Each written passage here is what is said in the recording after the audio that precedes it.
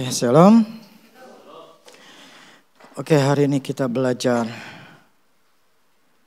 firman Tuhan. Begini, tidak ada kebenaran yang kalau kita ketahui itu kalau kita tidak melakukannya tidak bisa kita nikmatin. Semuanya tuh bisa dinikmatin. Semua janji Allah sebetulnya seharusnya malah itu kita harus dapatkan. Kalau enggak dapat, bukan salahnya Tuhan, tetapi kita tidak melakukan bagiannya. Saya percaya bahwa Tuhan datang itu bukan untuk hal yang sia-sia. Dia katakan aku datang untuk memberikan hidup. Dia bukan memberikan kematian, dia tidak memberikan kesusahan atau mendatangkan kesulitan atau apapun juga yang negatif. Tetapi dia akan memberikan yang namanya hidup dan hidupnya pun dalam kelimpahan. Itu yang seharusnya kita hidup dengan standarnya Allah. Bukan standarnya dalam apa yang dalam dunia ini.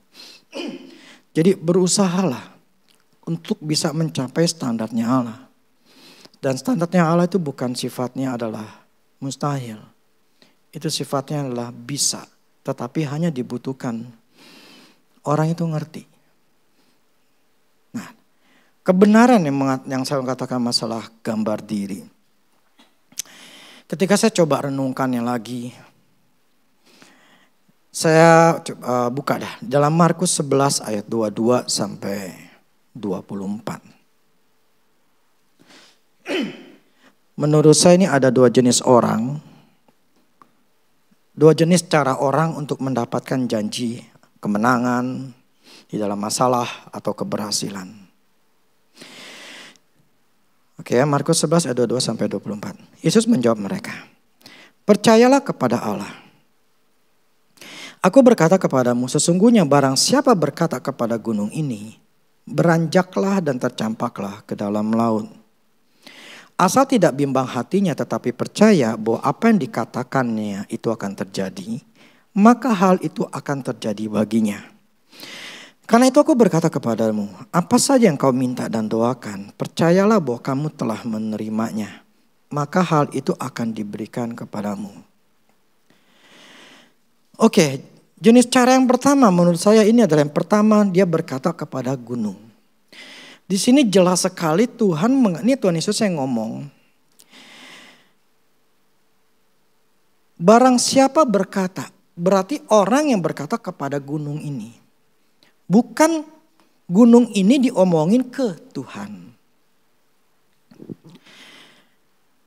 Jadi kebanyakan ya kita manusia ngomongin masalah kita ke Tuhan. Bukan di sini Tuhan katakan ya mesti ngomongin ke masalah itu. Bukan masalah itu diomongin ke Tuhan. Jadi ini beda. Nah ini banyak kita nggak mengerti bahwa ini sebetulnya prinsipnya Tuhan ajarkan, makanya kita nggak bisa menang-menang, nggak bisa lewat-lewat, nggak bisa bebas-bebas karena memang kita salah. Saya baru ngerti begini. Ketika saya nih saya melakukan kesalahan, saya berada di jalan yang salah. Itu mekanisme kesalahan, mekanisme otak saya otomatisnya itu akan selalu melakukan kesalahan. Jadi akan selalu salah. Karena memang saya berjalan di dalam jalan yang salah. Jadi ketika saya jalan yang salah, apapun yang saya kerjakan jadi salah. Gitu loh. Itu makanya kalau orang selalu gagal karena memang di jalannya untuk jalannya salah gitu loh. Nah akibatnya jalan salah ya semua jadi salah gitu loh. Apapun dikerjakan jadi salah. Nggak ada yang berhasil gitu loh. Nah ini saya coba tadi renungkan. Tapi ketika saya berjalan di dalam jalannya kebenaran. Maksudnya Tuhan saya udah berada di posisi yang benar. Di jalan yang benar. Nah tinggal saya itu ngikutin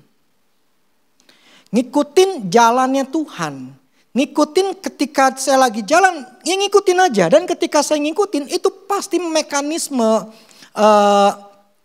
kesuksesan itu akan kerja. Yang otomatis itu kerja adalah hal-hal yang baik. Ketika saya jalannya sudah benar nih, sudah lurus, disitulah baru Tuhan memberikan pengertian demi pengertian demi pengertian. Ketika hari pertama saya dikasih pengertian, hari kedua dikasih pengertian, seterusnya. Tapi kalau kita sudah salah jalan, Tuhan itu mengalami kesulitan untuk ngomong sama kita. Karena kita sedang berada dalam kesalahan, otak, pikiran, emosi kita itu disalah. Karena salah, ini mesti dikasih tahu, lu salah. Nah problemnya ketika kita dikasih tahu, kita enggak sadar-sadar. Akhirnya tetap aja berjalan di dalam yang salah gitu loh. Nah akibat berjalan dalam yang salah, ya sudah salah terus gitu loh. Tetapi kalau kita dalam keadaan salah kemudian kita sadar, kemudian kita coba renungkan ini, ya kenapa ya, ini pasti ada yang salah nih. Dan ketika coba kita renungin terus, akhirnya kita ngerti, oke, gue salah. Ya sudah, berarti gue mesti jalan yang benar. Nah ketika kita mulai mengambil keputusan, gue ikut jalan yang benar. Nah ketika kita mulai melangkah, disitulah kita baru diberikan pengertian demi pengertian atau sesuatu yang membuat kita semakin baik. Nah, kalau kita di dalam masalah, di sini Tuhan katakan bahwa berkatalah kepada gunung itu. Jadi fokus kita bukan menjadi seseorang pengemis di mata Tuhan. Yang selalu berdoa atau meminta setiap hari. Tipe yang pertama ini, oke, saya langsung ke tipe kedua. Nanti saya balik lagi yang kedua, yang pertama. Tipe yang kedua adalah dia minta, ya, apa saja yang kamu minta dan doakan. Jadi ada orang yang berkata kepada gunung itu, ada orang caranya adalah dengan cara dia meminta pada waktu when you pray, katanya, pada saat engkau berdoa. Jadi ada orang yang berkata kepada gunung, ada orang yang meminta kepada Tuhan di dalam doanya. Nah, orang yang meminta itu bukan seseorang yang selalu meminta setiap hari. Karena prinsipnya, percayalah bahwa kamu telah menerima. Jadi fokusnya bukan meminta. Fokusnya adalah percayalah bahwa kamu telah menerima. Lah, orang Kristen kita kebanyakan adalah selalu meminta dan meminta dan meminta. Bukan minta salah, tetapi problemnya jadi pengemis setiap hari. Yang selalu meminta dan meminta, tapi nggak percaya bahwa telah terima. Kalau orang minta, berarti kan dia belum terima. Betul gak? Minta air dong. Terus sudah dikasih air. Terus masih minta air lagi ya? Minta air dong. Loh, kan udah dikasih. Minta air dong. Minta air dong. Minta air dong. Ini orang gila atau orang benar gitu loh. Firman Allah katakan, percayalah kamu telah menerima. Artinya ketika kita minta sama Tuhan, percayalah bahwa kamu itu sudah dikasih. Nangkap gak? Firman yang ngomong bukannya saya. Jadi minta no problem. Saya minta hikmat sama Tuhan. Tapi ketika saya minta hikmat, saya memperkatakan firman Tuhan lagi yang lain. Oke, saya balik dulu yang pertama.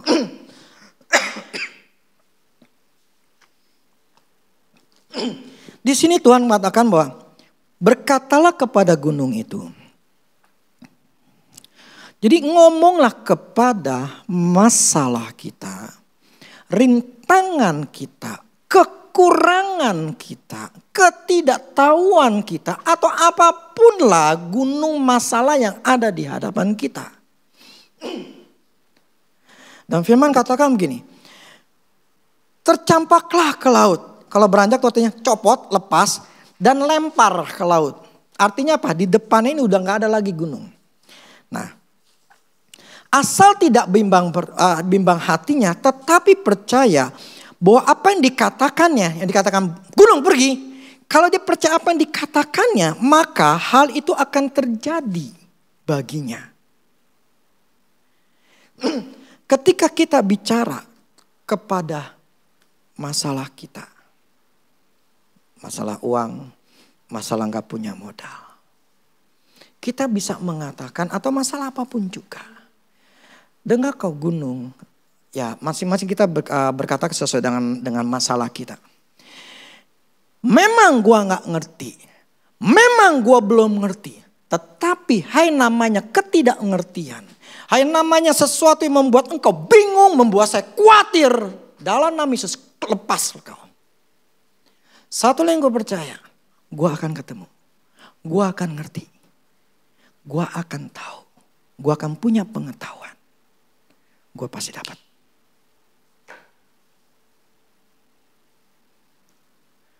Itu maksudnya kita berkata kepada gunung, sesuatu yang di depan kita yang memang perintangan, yang saat ini kita tahu kita gak punya. Kita ngomongin itu lepas dan kita perkatakan, gue akan dapat, gue akan ngerti, gue akan bisa. Dan saya percaya, saya akan terima. Saya akan terima namanya hikmat, saya akan tahu caranya, saya akan tahu gimana-gimananya. Karena saya tahu firman yang mengatakan, apa saja yang ku minta, dia akan berikan. Amin. Daripada kita merengek, meminta dan meminta terus. Bukan kekuatan, keyakinan yang muncul. Yang ada adalah kebimbangan, kekhawatiran, ketakutan selalu yang muncul. Nanti masa depan gue gimana ya? Nanti anak-anak gue sekolah gimana ya? Ntar gue bayar ini gimana ya? Nanti pas masuk anak gue di SMA gimana ya? Ntar kuliah tuh masuknya gimana? Ntar bayarnya gimana? Bla bla segala macam. Jadi kita ngomong itu gunungnya terus gitu loh. Itulah yang kebanyakan kalian tulis. Kekhawatiran. Tetapi Tuhan katakan. Berkata kepada gunung. Gunung masalah kita. Kekurangan kita. Ketidakmampuan kita. Ketidakpunyaan modal. Atau apapun yang kita saat ini hadapi. Ngomong ke gunung itu. Lu pergi. Karena gue percaya. Tuhan sediakan. Amin. Lebih enak gak ngomong kayak gitu? Lebih semangat, lebih percaya.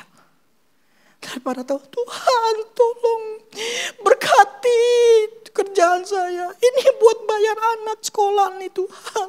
Tolong Tuhan supaya saya dapat hari ini orderan.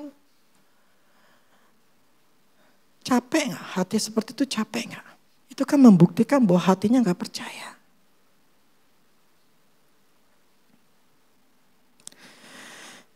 Jadi saya ingin katakan, sekarang berubahlah. Ubahlah cara berpikir kita. Jadi Tuhan katakan, kalau engkau percaya apa yang kau katakan, kau akan menerimanya. Lebih baik kita percaya, gue terima hikmatnya Allah. Dia akan tuntun gue. Gue akan tahu apa yang gue harus lakuin. Aku percaya Tuhan, Kau Allah yang tidak pernah berbohong. Amin. Amin.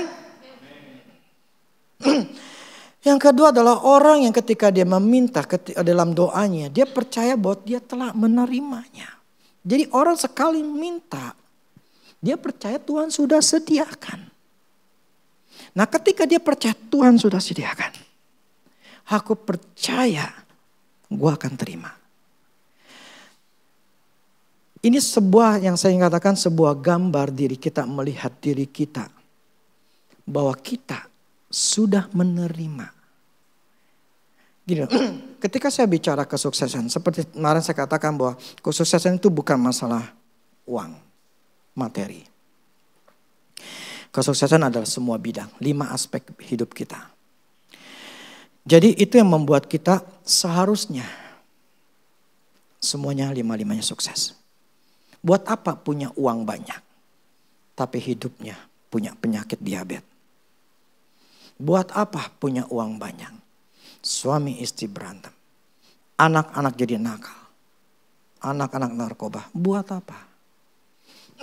Tapi buat apa kalau kita sehat, keluarga bagus, tapi gak punya duit?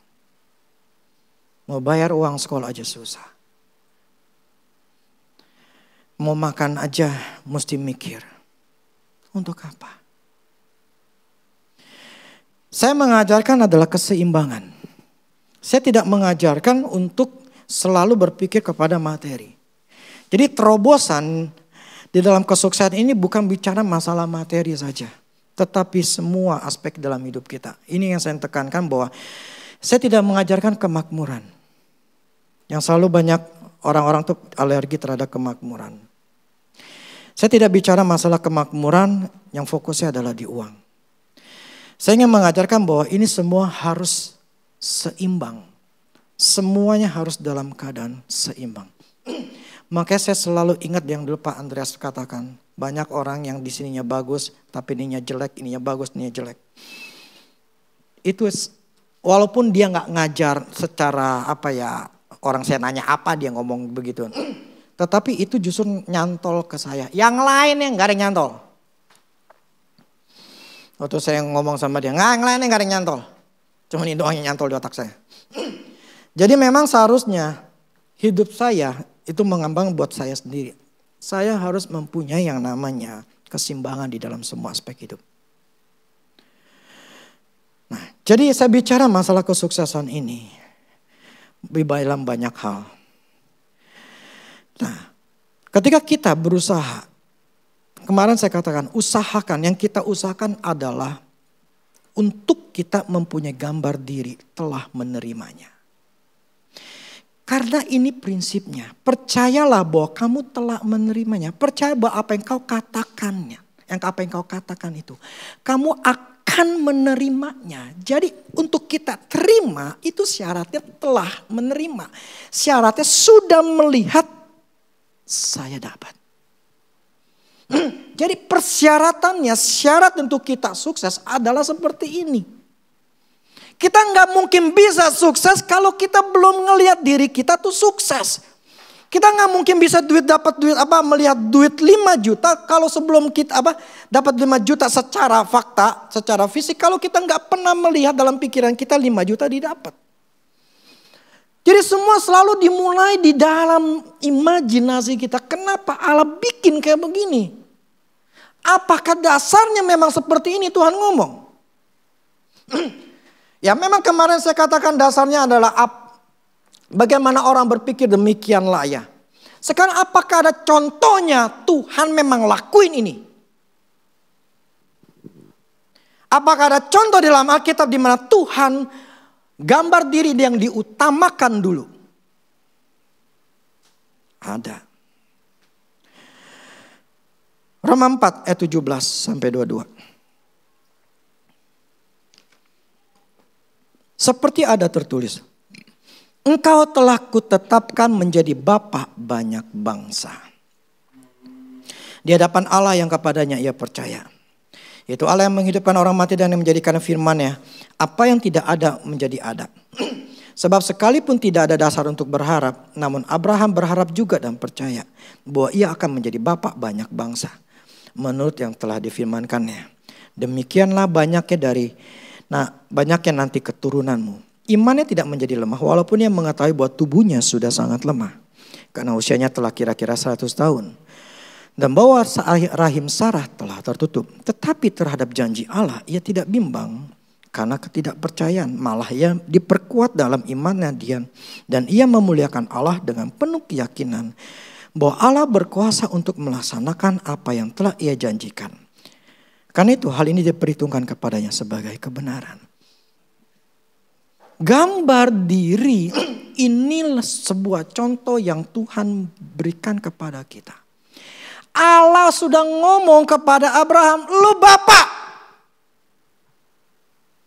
Engkau bapak segala bangsa.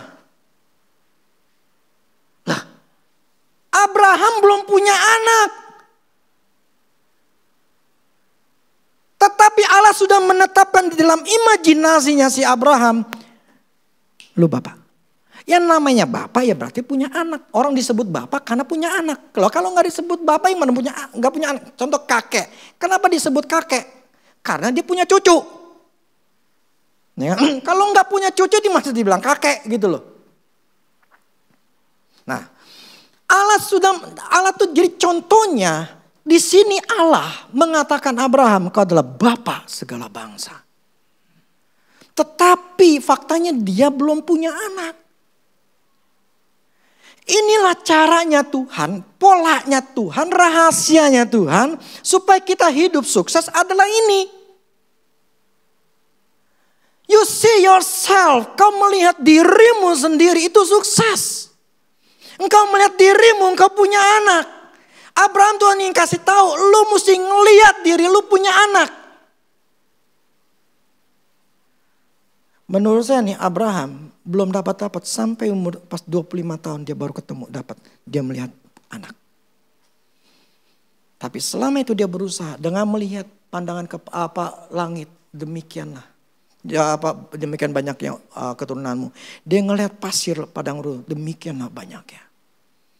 Dan dia harus mempertahankan sampai itu terjadi. Sampai dia mempunyai 100% keyakinan.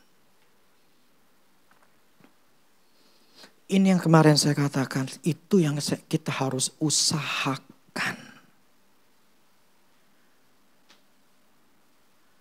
Mengusahakan gambar diri kita itu sudah kita dapatkan. Nah, di sini firman katakan gini, sekalipun tidak ada dasar untuk berharap. Memang tidak ada dasar untuk si Abraham ini untuk berharap. Secara badan 100 tahun, si Sarah udah ketahuan mandul, apa yang bisa diharapin? Secara fisik, secara kasat mata, semuanya itu mustahil semua. Mustahil dan gak mungkin. Makanya sekarang gak ada dasar untuk berharap secara fisik. Gak ada sama sekali. Tidak ada nol. Bukannya 0,00001. Nol. Bahkan ini sebetulnya minus. Mandul.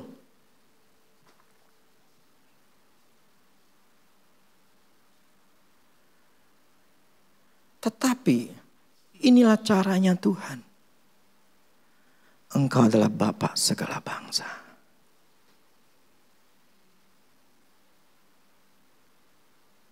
Tuhan melihat Abraham itu bukan orang tanpa anak.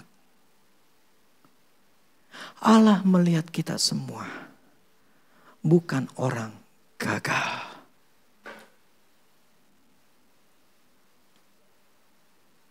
Amin.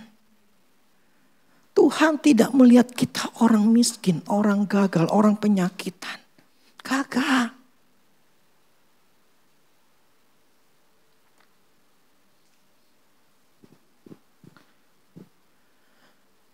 Ini yang seharusnya kita pandang. Inilah destininya kita. Takdir kita, destini kita itu sukses. Amin. Percaya?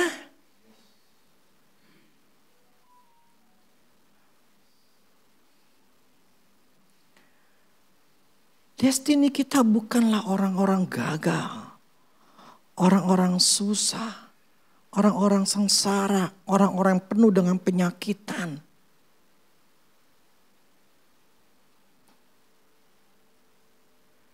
Nasib kita adalah nasib yang baik.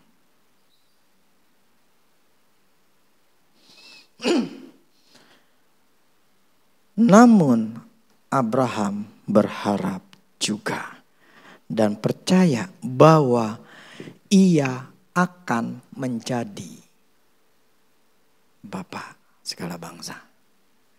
Berharap dan percaya. Kalau engkau tidak bimbang hatinya, apa yang kau minta dan doakan, kamu percaya telah menerimanya, maka akan. Jadi Abraham katakan, dia berharap dan percaya, maka ia akan. Jadi tetap kata-katanya ia akan.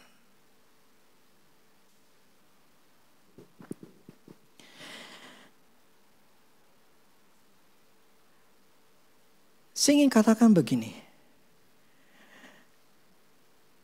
Minggu lalu saya sudah bicara, hari ini saya bicara lagi. Kenapa tujuannya? Supaya kita ini benar-benar di otak kita itu harus nyantol. Karena memang gak mudah untuk buat pikiran kita itu benar-benar nyantol ginian. Itu mesti diulang. Jadi kita harus sadar dulu bahwa kehendak Allah melihat kita adalah orang sukses. Allah tidak melihat kita orang gagal. Dia tidak mencap kita orang jelek, orang gagal, orang miskin, orang susah. Gagal.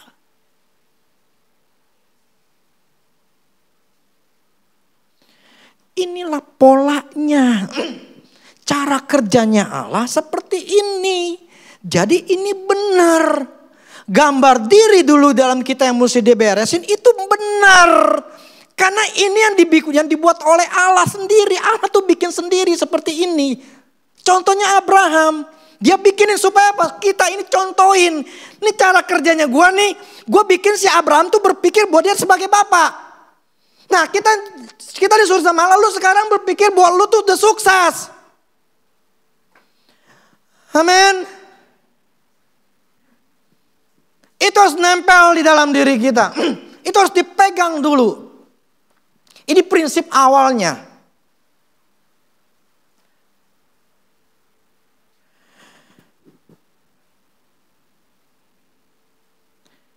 Demikian banyaknya nanti keturunan.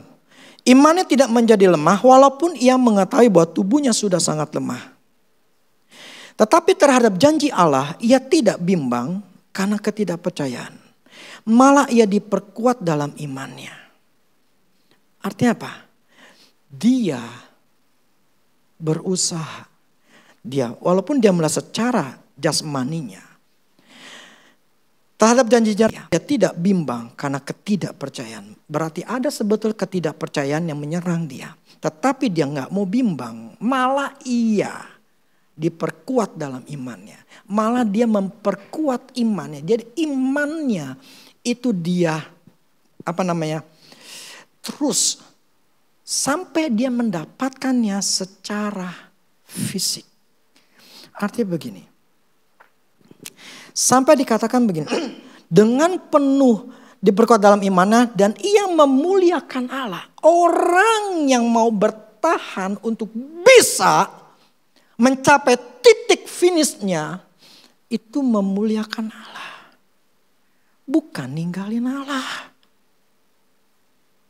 Orang yang gak setia gak bakal bisa dapat. Gak bakal.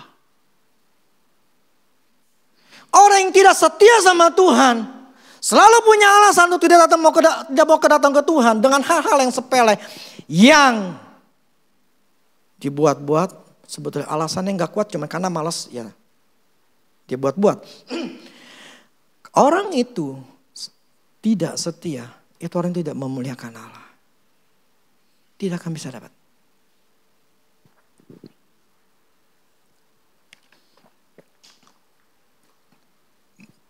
Tetapi Abraham.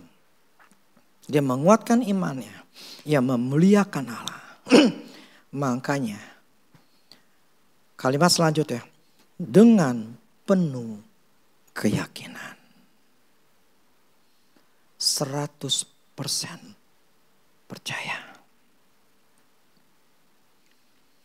Inilah yang harus kita usahakan.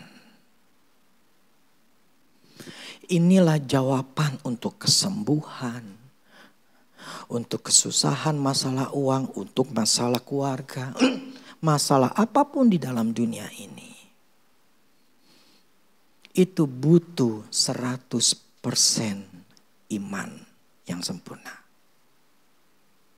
Bukan 99,99.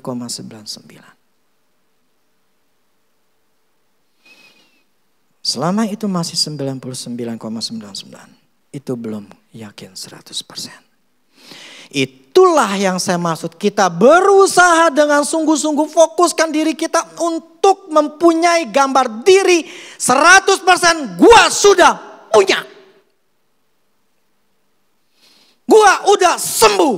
Gua udah sukses. Gua udah megang. Gua udah lihat.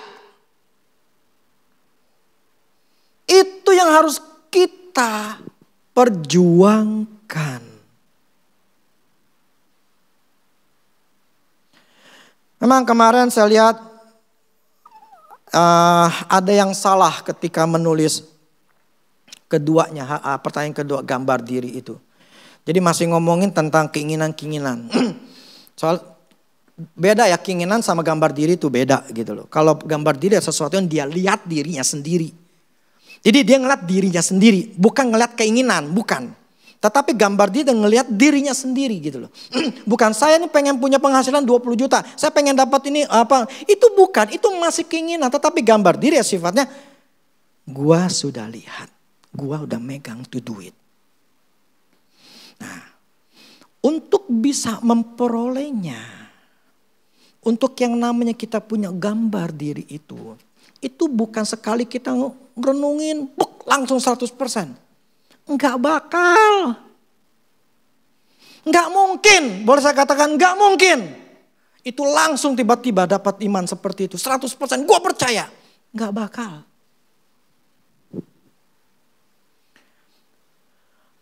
Itu, kenapa saya ngomong kayak gini? Itu adalah benih. Kalau firman Allah katakan itu benih. Benih yang baru kita tabur untuk kita tanam. Itu nanam itu kita mesti dia bertumbuh sampai menghasilkan buah itu yang 100%. Nah, caranya adalah ini, gambar diri supaya kita melihat. Saya melihat saya sedang mengajar, saya melihat akun saya di bank itu nilainya sebegini. Saya melihat saya memenangkannya, saya melihat itu yang harus kita perjuangkan. Dan itu enggak bisa langsung 100% kita langsung punya. Kagak. Dan 100% percaya, enggak. Itu yang harus kita pupuk, itu yang harus kita, setelah kita buat, kita pertahankan untuk sampai. Ini saya belum bicara masalah detailnya. Ada lagi sebetulnya cara, maksudnya secara detailnya seperti apa gitu. Cuma saya itu belakang minggu depan. Saya ingin tekankan masalah ini dulu. Jadi kalau kita enggak berusaha untuk mempertahankan gambar diri yang kita buat. Dan bertahan terus supaya benar-benar yakin, yes! Gue udah lihat, gue bisa. Baru jebol. Dengan penuh keyakinan bahwa Allah sanggup. Makanya bahwa Allah berkuasa. Dengan penuh keyakinan bahwa Allah berkuasa untuk melaksanakan apa yang janjikan. Karena itu konklusinya, kesimpulannya. Ini diperhitungkan kepadanya sebagai kebenaran. Allah nilai kita 100%, mulut lu percaya. Baru Ishak nongol.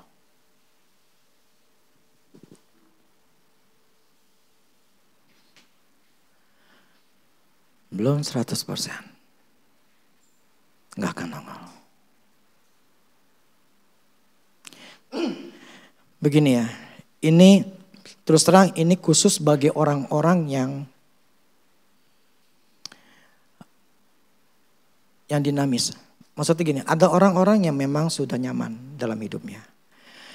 Aku udah cukup, kerjaan gue udah bagus, bla bla segala macam ya, gue nggak perlulah macam-macam. Nah, untuk sebuah tantangan, hal untuk sukses atau hal yang lain itu nggak perlu gitu loh. Nggak sesuatu yang diusahakan. Atau ada orang gitu, yang pertama, ada orang model kedua adalah udah mengalir aja lah. Seperti sungai yang mengalir. Udahlah kali, kita ngalir aja hidup ini. Pernah waktu saya share, si Komeng aja ngomong. Hidup tuh bukan cuman ngalir doang. Orang dunia tuh tahu. Hidup tuh gak cuman mengalir. Hidup itu harus ada tujuan.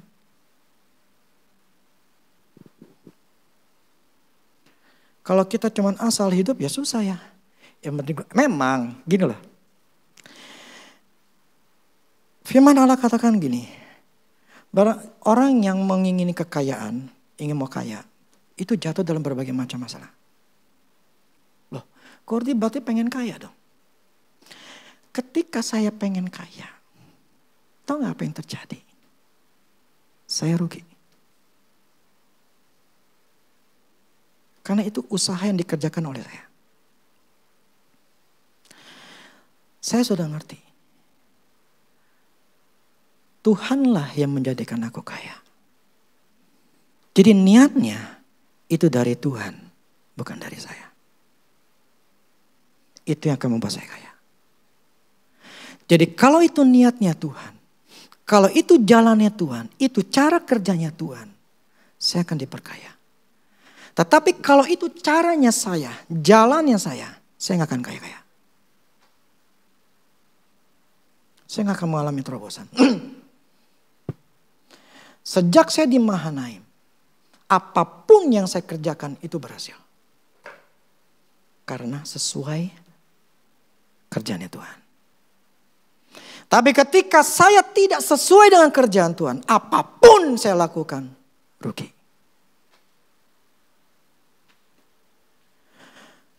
Tapi dengan ini saya semakin ngerti, semakin dewasa saya.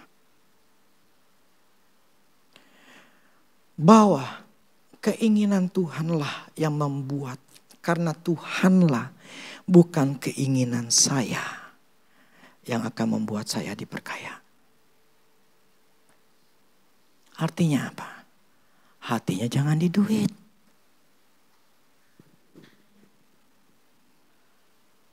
Bukan otaknya di duit. Bukan kita mengharapkan yang duit.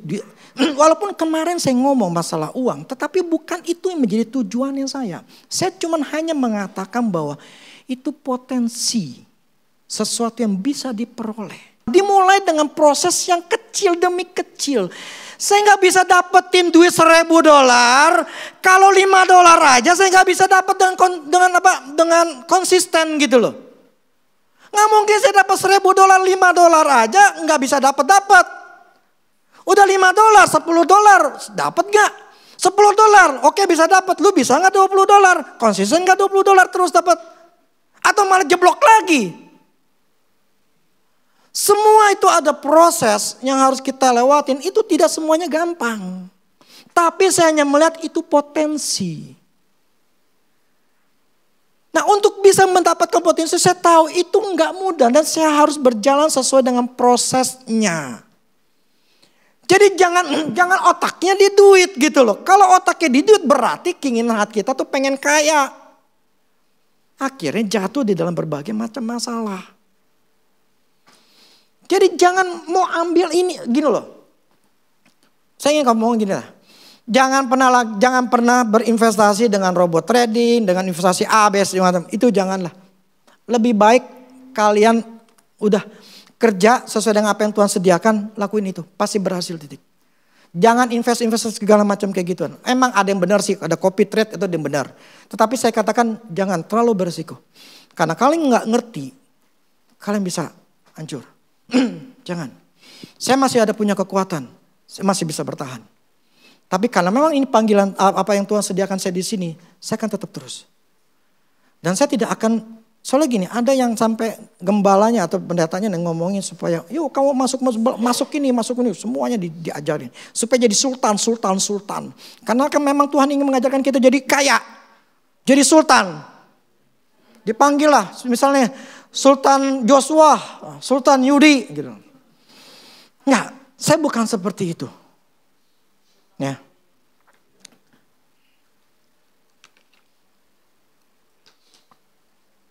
Karena semua tuh masing-masing ada jalannya Tuhan.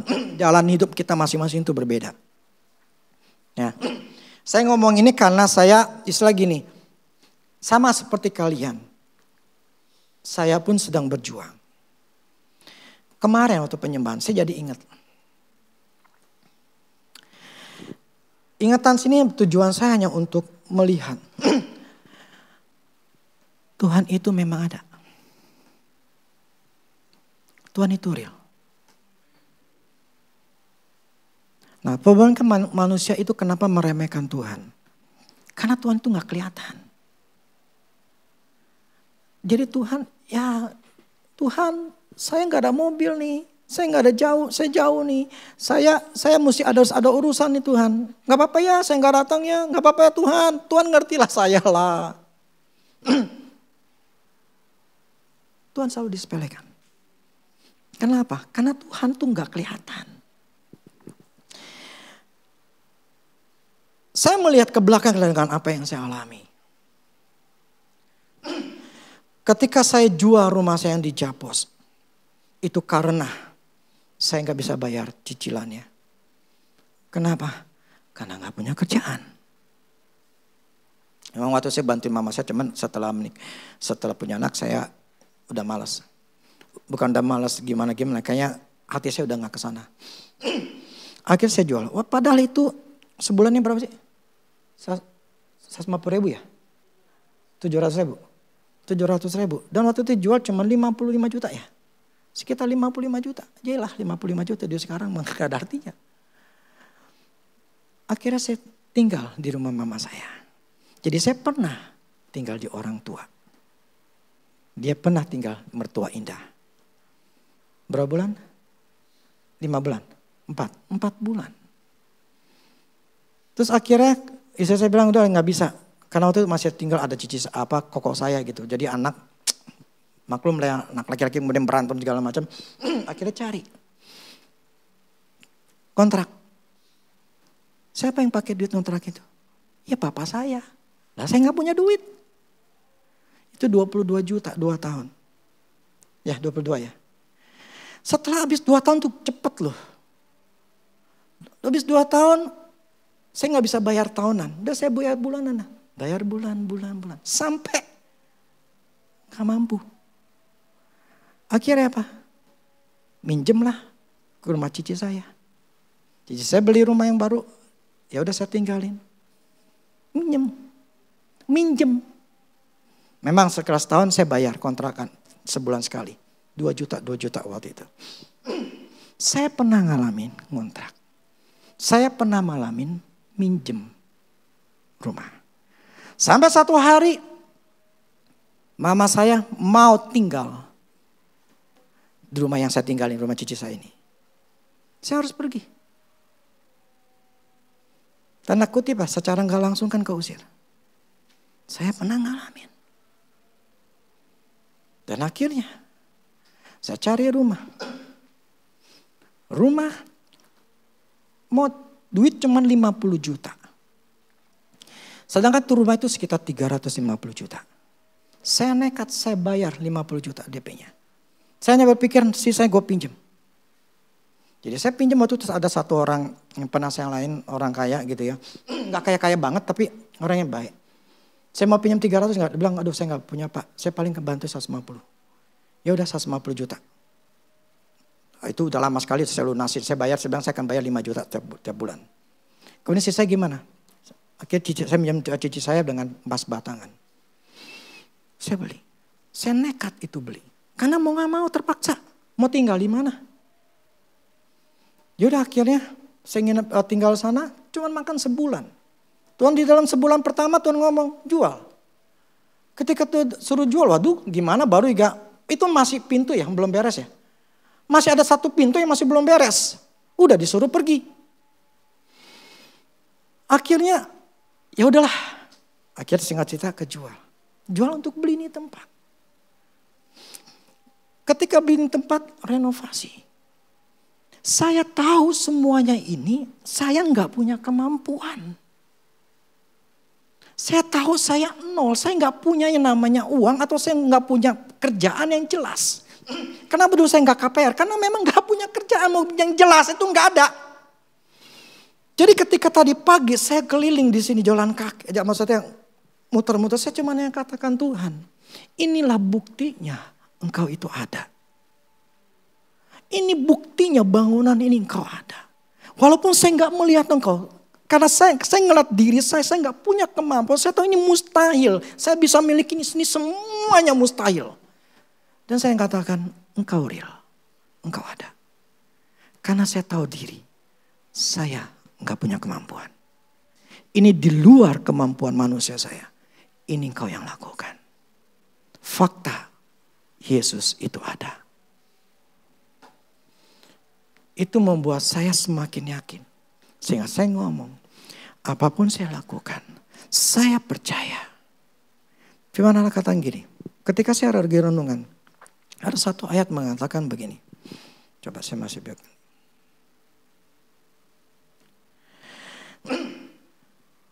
Coba ada gak ya? Wah, ada.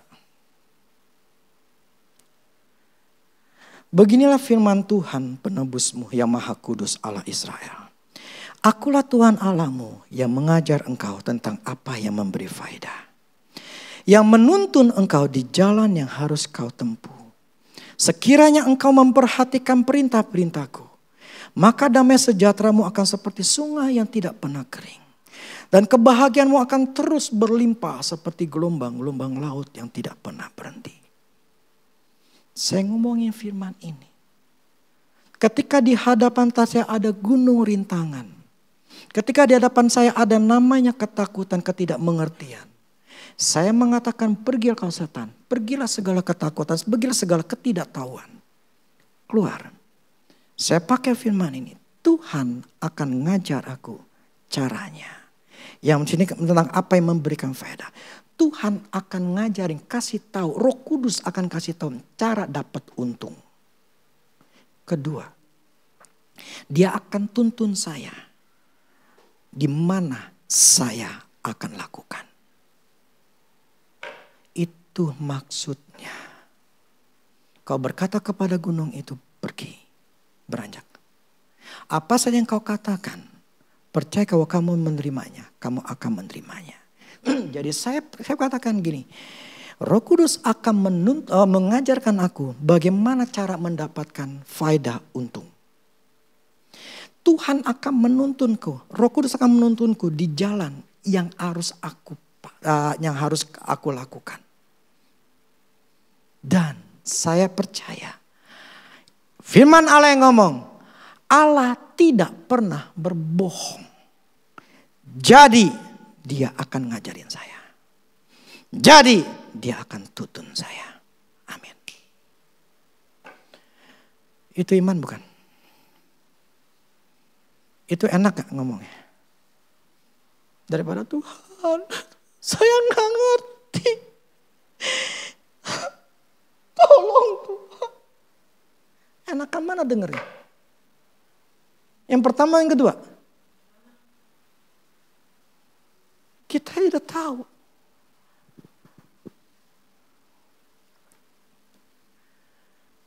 Sekarang ambillah untuk kita. Ini pola kerjanya Tuhan. Tuhan sudah memberikan contoh di Abraham. Dia sudah memberikan contoh kepada kita. Itu Abraham. Sampai Abraham punya keyakinan bahwa Allah berkuasa untuk melaksanakan apa yang janjikan. Maka karena itu Tuhan katakan, aku perhitungkan sebagai kebenaran. Tuhan lihat kita 100% lu percaya. Maka lu dapat.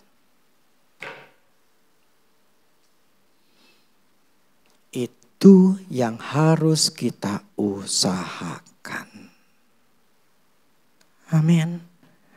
Setiap hari kau harus melihat gambar dirimu seperti apa. Setiap hari. Dan ini tidak mudah. Karena ketika ada sebuah kejadian dalam hidup kita. Entah kita tiba-tiba melakukan kesalahan. Itu langsung akan terngiang atau sesuatu yang membuat kita jadi down. Membuat kita berpikir, aduh. Kalau kita sampai ngomong bisa enggak kita ngerusak benih itu. Justru kita harus ketika ada begitu, jangan ngomong negatif. Tutup mulut. Memang saat itu kita sedang beremosi, sedang lagi bermasalah, lagi gak enak. Tapi jangan sampai mulut kita mematikan benih kita. Dengan mengatakan, aduh susah, aduh gak mungkin, aduh Tuhan. Mati itu benih. Lebih baik ketika kita lagi menghadapi itu, kita diam aja. Diam, tutup mulut. Tapi jangan lama-lama. Kalau enggak dibombardir dulu sama setan. Mulailah berkata firman Tuhan. Jadi saat ini kita gambar diri sudah ada. Tapi banyak yang masih belum punya gambar diri. Bahkan kemarin saya katakan lihat pakai handphonemu. Ya kalau di buku itu sih ini kan dengan zaman sekarang gitu loh. Zaman lebih canggih. Kita bisa gunakan handphone gambar itu supaya kita bisa lihat. Nah dengan kita selalu melihat gambar diri kita seperti yang kita mau dan kita lihat ini yang terjadi. Itu membuat kita kan selalu terjaga. Selalu terjaga. Gua seperti ini. Inilah gua. Itu membuat kita jadi semangat dan tetap berpegangan. Nah ini sampai kita dapat 10%. Dapat jadi 20% imannya. Imannya naik lagi 30%. Iman jadi 40% lagi. 50. Taunya dari mana? Nanti Roh Kudus akan tanya dia dalam hati kita. Lu baru 10. Lu udah naik udah 20. Lu udah naik 30. Lu udah naik 40. Terus. Nah ini saya alami dari bulan Januari. Paling cepat itu ketika saya pas waktu ulang tahun. Tuhan tambahin. Itu cuman bonusnya doang. Tambahin 10% doang. Tapi yang saya maksud begini. Itu semua tidak dapat dengan instan. Ya. Pohon bisa bertumbuh cepat atau enggak numbuh-numbuh. Tergantung apa? Kita rawat. Kalau pengen cepat, kita kasih pupuk. Supaya dia bisa menghasilkan lebih cepat dan bisa menghasilkan buah. Yang membuat iman kita semakin cepat atau dia cepat tergantung pupuk kita. Tergantung apa? Firman. Tergantung pengertian kita. Semakin kita cepat, semakin cepat. Makanya saya katakan punyalah waktu untuk ngerenung. Gak bisa tanpa perenungan, gak bisa. Gak bisa asal klaim tanpa kita ngerti, gak bisa.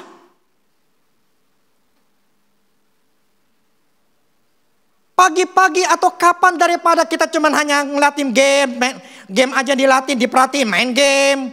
Atau ngeliatin TikTok. Kenapa gak kasih waktu itu kita udah pergi dari maksudnya keluar dari rumah jalan. Sambil ngerenungin, sambil kita olahraga.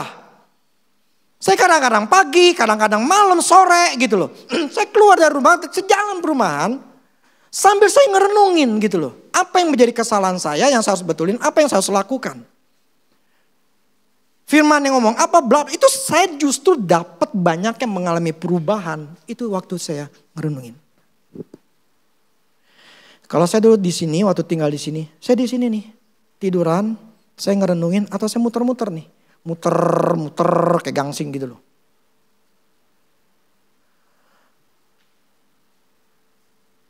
Supaya kita ini mendapatkan imannya bertambah. Karena ini nggak mudah, tidak otomatis, tidak instan. Tidak instan.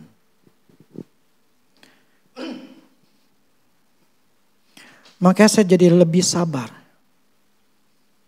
Saya jadi lebih sabar, saya tahu prosesnya yang saya harus lakukan, jadi saya semakin ngerti. Saya baru ngerti dulu yang sekitar 2006-2007 gitu. Tuhan katakan, diam, diam, diam, diam. Saya pengen ini Tuhan, diam. Saya pengen ini Tuhan, diam. Saya diam. Kenapa? Karena saya sering ngelakuin kesalahan. Itu 5 kali saya gagal semua karena apa? Karena memang semuanya kedagingan. Tapi ketika saya berada di dalam jalannya Tuhan, semuanya berhasil. Prinsipnya itu doang. Makanya dulu tahun lalu saya katakan, find God's will. Ini yang paling enak kalau kita ini sudah tahu jalannya. Itu yang paling enak. Kalau masih nyari, aduh kerjaan gue apa ya? Kerjaan gue apa ya? Kerjaan gue apa ya? Wah itu susah. Find dulu, cari ketemuin dulu. Kalau belum dapat ya sudah, bayangkan gue ada orang sukses. Tapi itu adalah rahasianya untuk sukses. Melihat diri sukses dulu. Kalau belum lihat, jangan berharap sukses. Itu yang jadi saya tahu diri. Ini yang saya lakukan. Jadi saya berharap semuanya pertahankan. Punyalah gambar diri. Pertahankan. Buat sampai 100%. Kamu 100% yakin. Yang dulu kan saya kawal, kenapa saya khotbah gini awalnya? Ketika saya renungan, kenapa saya punya iman 100% yakin kalau dalam peperangan saya selalu menang. Kenapa saya bisa yakin 100%? Saya nggak ada setitik pun untuk saya nggak yakin atau takut sama setan. Nggak ada sedikit pun. Kenapa saya punya seperti itu? Itu yang saat ini saya cari untuk yang lain. Ternyata inilah prinsipnya. Kalau kita nggak yakin sukses, kamu nggak akan yakin jadi sukses. Makanya kesuksesan saya dalam peperangan, itu saya harus copy paste ke yang lain. Dan saya harus bisa.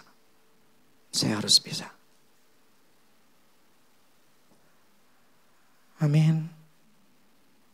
Jadi 2 cara orang untuk mendapatkan janji Allah. Dengan berkata kepada gunung itu, pergi.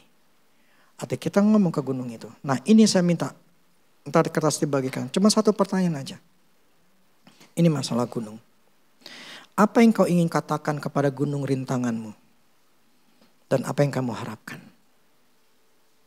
Jadi kau ngomong apa kepada gunung rintanganmu? Dan apa yang kamu harapkan? Kamu buat. Kenapa sih saya nulis kayak gini? Suruh tulis.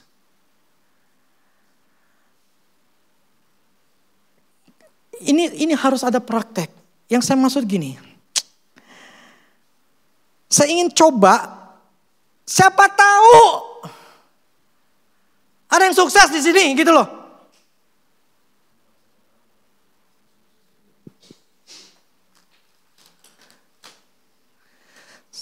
Saya udah ngomong ini dengan berbagai macam cara ya. Dari berapa tahun yang lalu saya udah ngomong dengan berbagai macam cara. Saya nggak tahu caranya lagi gimana kalau untuk bikin sukses. Karena ini udah rahasianya, ini udah patokan, ini udah pola. Saya memisalkan gini, namanya pola untuk baju. Yang namanya pola baju. Ya baju ya. Selalu akan ada namanya bolong buat di tangan. Bener gak? Yang namanya celana, mau celana pendek kayak, mau celana gantung lah, celana apa. Pokoknya mesti ada buat bolongan buat masukin kaki. Nah kalau nggak ada berarti rok.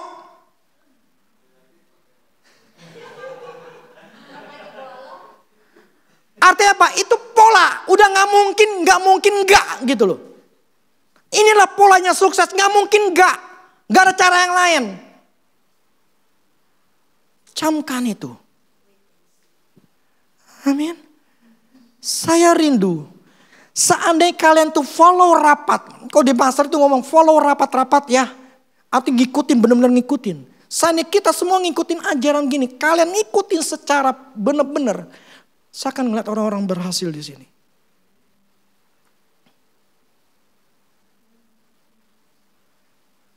Yang nggak mau, yang nggak peduli, yang berharap sudah nyaman ya sudahlah, saya nggak usah ngomong. Karena semua masing-masing keputusan dalam hidup masing-masing. Kemarin saya ingin membayangkan dengan apa yang saya ingin memperoleh. Tapi saya tahu itu nggak mudah. Tapi saya tahu itu bukan mustahil. Karena saya tahu itu bisa. Tapi otak saya bukan di situ. Saya mengasihi Tuhan. Saya adalah orang yang setia. Saya setia melayani Tuhan dari dulu. Saya setia dengan istri saya. Saya setia dalam persepuluhan. Walaupun susah, walaupun gede, saya nggak peduli. Saya tetap setia dalam persepuluhan. Saya setia memberikan persembahan. Saya setia memberikan ketika Tuhan suruh. Saya memberi, saya setia. Saya belajar setia, kenapa? Karena saya tahu itu tidak ada yang sia-sia ikut Tuhan. Aduh, Tuhan itu luar biasa. Tuhan itu ada. Ini fakta gedung ini. Ini buktinya. Yesus itu real. Jadi jangan ngeremehin. Jangan anggap enteng Tuhan. Yang rugi kita manusia. Dia enggak rugi apa-apa. Dia udah sempurna, kita yang rugi. Kita ninggalin Tuhan, kita yang susah. Kalian gak datang ke gereja walaupun cuma di online. Lihat imannya seperti apa. Apalagi sama sekali gak dengerin. Wah. Yang namanya takut, yang namanya khawatir. Saya jamin nyerang. Saya jamin nyerang. Pasti diserang. Tapi ya itu karena dia memutuskan ya, itu terserah. Cuma saya ingin katakan begini. Allah itu ada. Suka tidak suka, firman-Nya tidak pernah gagal. Kalau kita nggak ngalamin, bukan karena Tuhan yang gagal. Kitanya yang gagal. Saya tahu diri. Semuanya adalah bagian saya.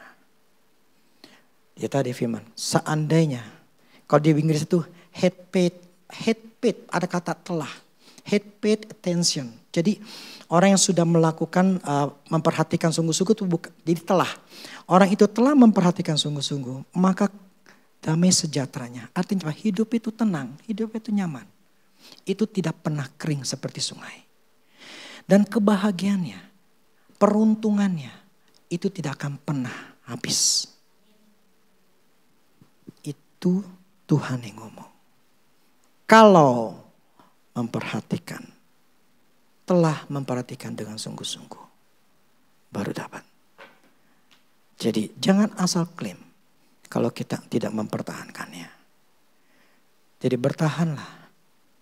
bertahanlah untuk punya gambar yang benar. Buat sampai 100%. 10, 20, 30 tetap. Itu minggu depan saya ini nih. 40, 50 terus tetap. Sampai 100. Yes, gue bisa.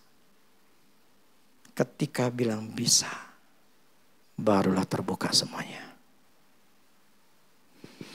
Amin. Percaya. Ketika keyakinan itu ada di Abraham, Ishak nongol. Itu cara kerjanya Tuhan. Amin. Enggak ada cara lain untuk kesuksesan, untuk keberhasilan.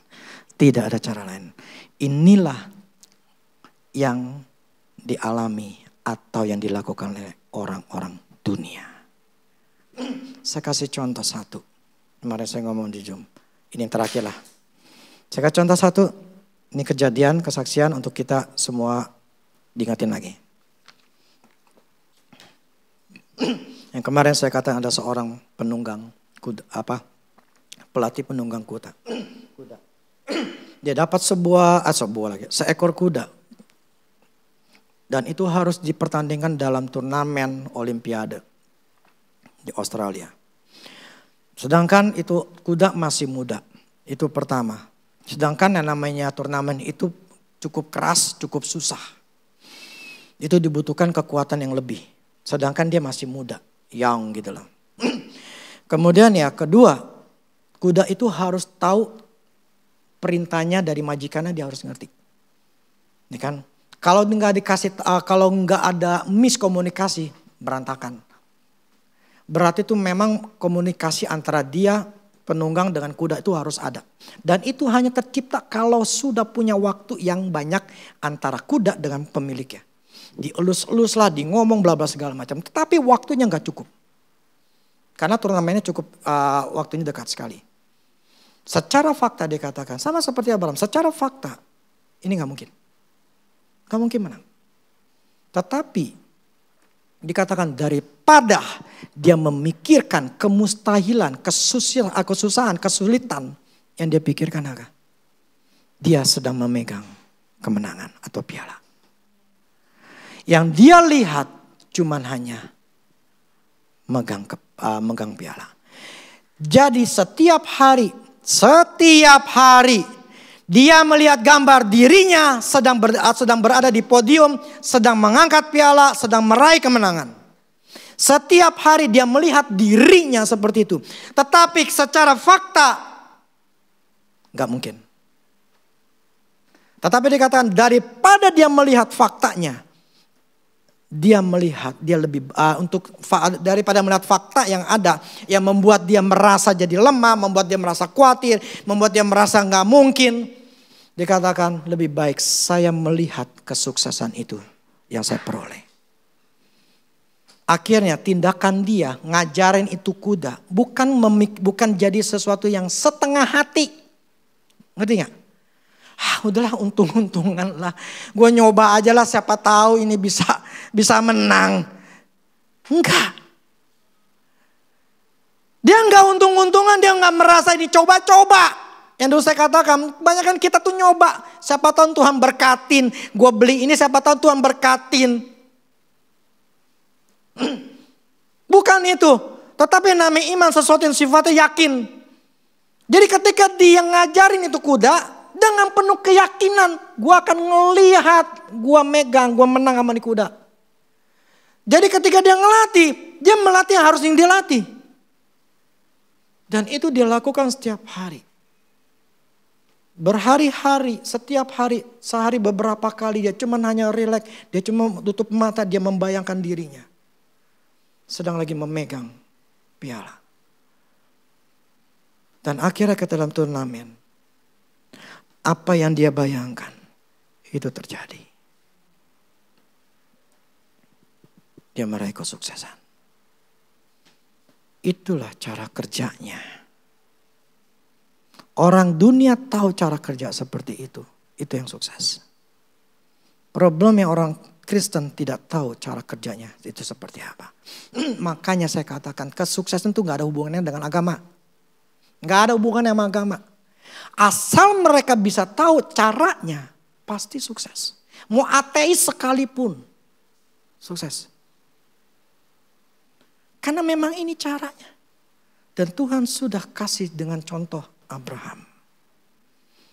Jadi kita harus berusaha sekarang. Sampai 100%. Mungkin sekarang kalian baru 10%. Karena baru bentuk, baru bikin di gambar. Gak masalah. Tapi katakan, gue akan terusin sampai gue 100%. Amin. Gue akan berusaha. Kalau yang kuda aja bisa, gue lebih dari kuda. Kita bisa. Amin. Ingat ya, ini bukan bicara masalah uang. Anything. Segala hal. Maka firman Allah katakan, Segala perkara dapat aku tanggung di dalam Yesus yang memberikan kekuatan. Anything, or everything, in everything, dalam segala hal, Tuhan yang memberikan kekuatan pada kita, membuat kita mampu. Masalah ketenangan, ketakutan gitu ya, keluarga, kesehatan, kerjaan, uang, semuanya itu bisa sukses. Tidak ada yang mustahil bagi yang percaya. Amin. Kita adalah orang yang percaya. Saya bisa. Saya sukses. Amin. Jadi saya ingin melihat kalian semuanya adalah orang-orang yang sukses.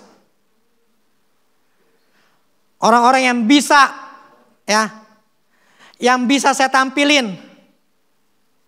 Ngerti gak? Yang saya bisa banggain. Nih, dulu nih. Tembok, belum ada orangnya soalnya. Ini orang susah. Sekarang lihat.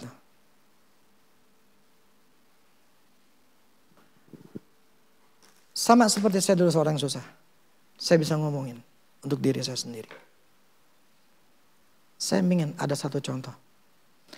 Saya pengen contohnya itu bukan, contoh adalah orang yang benar total. Gak punya sumber daya apapun.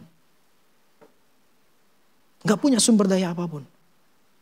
So ada orang yang masih udah punya sumber daya, jadi nggak nol total gitu loh. Dalam arti memang harus mulai dari nol, tapi sifatnya itu memang ngikut. Tapi yang saya pengen adalah orang-orang yang benar total itu benar-benar seperti saya tuh nggak punya apa-apa, ngontrak aja nggak bisa punya duit, minjem rumah, nggak punya kerjaan, tapi bisa. Itu yang saya pengen jadiin contoh.